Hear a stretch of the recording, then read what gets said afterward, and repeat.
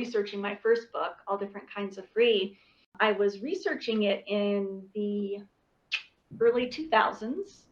And one of the things that I wanted to get, because it was based on a court case, there were a lot of like law journals that had written about the case. So I went down to ASU to the law library, and the librarian helped me dig up these very obscure law journals with these articles.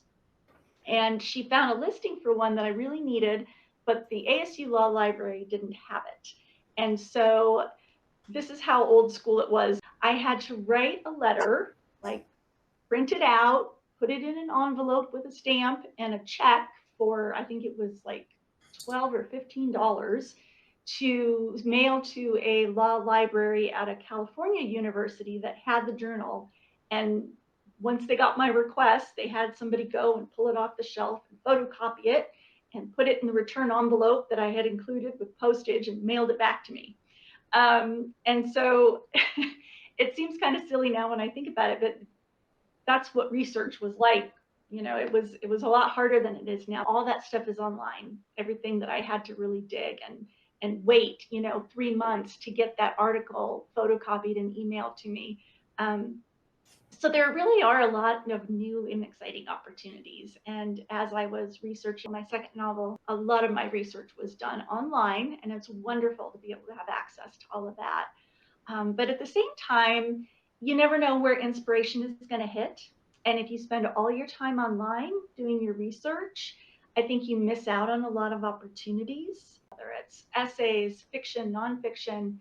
It's always nice to be able to incorporate a lot of different elements and those sensory things that you really only get live and in person. Doing the research, you still want to get out and about and experience things. One example from my novel Peculiar Savage Beauty, my main character set in the 1930s, and she drives a Ford flatbed truck from the 1930s. And I had done some research online. I found a cool YouTube video on how you start one of these trucks, because it's a lot different than putting the key in and turning the ignition like we do today. So I had done a lot of research about it. I had pictures posted on my board, for inspiration. But I'm not really a car person, and so it wasn't a big part of my novel. But one day, and I mentioned this in my book, Words, my husband and my son wanted to go to the Barrett car auction, and I was kind of blocked with my writing. I normally would have stayed home on the weekend while they went for the day to the car auction, because I'm not big on cars. But because I was having trouble with my writing that day, I decided to play hooky, and I went to the car auction with them.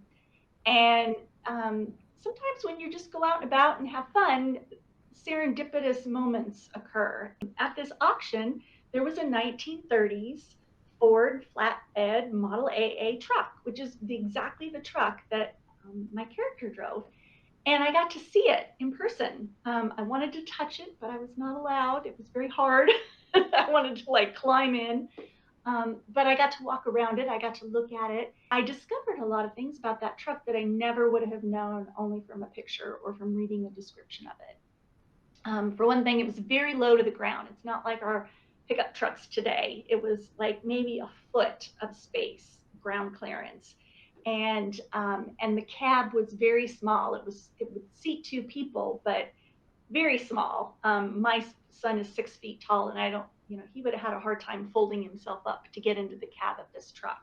So just some little details like that when I got back to my desk and my computer, man, my brain was just going a million miles an hour, and I had all sorts of ideas and a new sort of appreciation for what it would have been like to be driving these dirt roads, rugged sort of, rutted, bumpy roads with rocks and things in this very low clearance truck in a very small, tight, feeling. And so those are the kinds of sensory details that you add to your writing that give it that voice, that give it that sense of place. And so when a reader picks it up, they can really imagine themselves there, and they don't have to. You want to let your reader have some imagination, and you don't want to feed them every detail, but certain things like that are, especially with historical fiction, that are so different. from what we know today, it really immerses the reader. And so that's what I always try to do with my writing, even if I'm writing nonfiction. As a magazine writer, I was an editor for Arizona Business Magazine, and I wrote a lot of articles, interviewed a lot of corporate and business leaders, wrote a lot of really dry, boring articles, but always tried to, jazz up the topic. No matter how boring it may seem to you, it's interesting to somebody else who wants to read about it. And so you try to find that nugget or that thing that sort of sparks your own interest in it. In that job, because I wrote so many articles every week, every quarter, I did a lot, almost, I would say, almost all of my interviews were conducted over the phone. Again, this was before Zoom and cameras on your computers and all of that. And I didn't have time to drive all over town and schedule appointments with all of these folks I had to interview. I sometimes would interview 7 people in one day. Every now and then, if I got somebody big, somebody that I wanted to meet in person, I would schedule an in-person interview. And I'm always amazed now if I kind of flip back through my articles and my profiles. The ones where I got to meet with the people in person and talk to them are so much better. They're just so much more interesting to read because you get a lot out of facial expressions. You get a lot out of seeing somebody's office and where they work and how they conduct their day. If they've got coffee on their desk or a green smoothie, it tells you a little bit about who that person is beyond just what you're interviewing them about. Regardless of what you write, whether it's poetry, whether it's science fiction, it doesn't matter. Having sort of that tactile, in person experiences where you get to hear things and smell things and see things that you don't necessarily pick up on a computer screen, it will make your writing better.